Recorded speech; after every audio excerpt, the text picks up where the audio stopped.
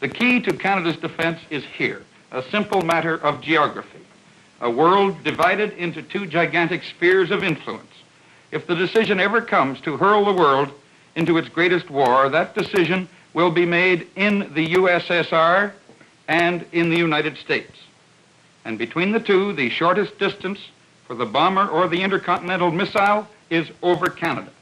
As Mr. Diefenbaker has put it, under the irresistible dictates of geography, the defense of North America has become a joint enterprise of both Canada and the United States. As a first step in that joint enterprise, a triple chain of radar posts was thrown across the continent. The Pine Tree Chain, the Mid-Canada Line, the distant Early Warning Line. And to complete the system, two arms extended seaward by picket ships and a mobile line of radar planes, a network which we hoped would give us more than 3 hours warning of attack. And to defend ourselves against such an attack, we integrated our air defense facilities in Norad, the North American Air Defense Command, a model of joint enterprise, headquarters, Colorado Springs. Here, to the nerve center of the system, circuits bring reports from all the radar stations. And here, on this giant map of plexiglass, the position is recorded of all unidentified planes in the defense perimeter. A single aircraft unidentified is treated as routine. Most appear there only briefly, are erased when the routine check determines they are friendly.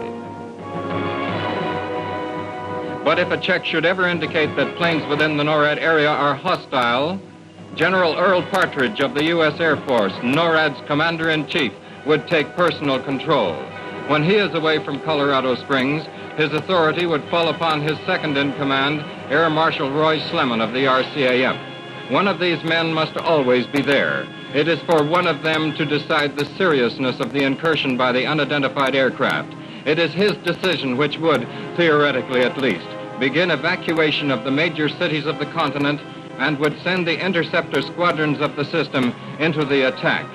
The RCAF squadrons at North Bay and St. Hubert are on a round-the-clock alert. When the word comes to scramble, it takes them 3 minutes to get airborne.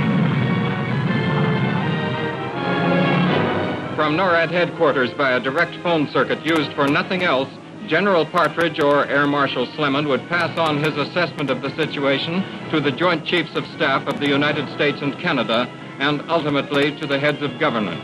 For the men at NORAD cannot make the final awful judgment which would send the giant bombers of the United States Strategic Air Command aloft to strike back with all the devastating power of the H-bomb at the only probable enemy.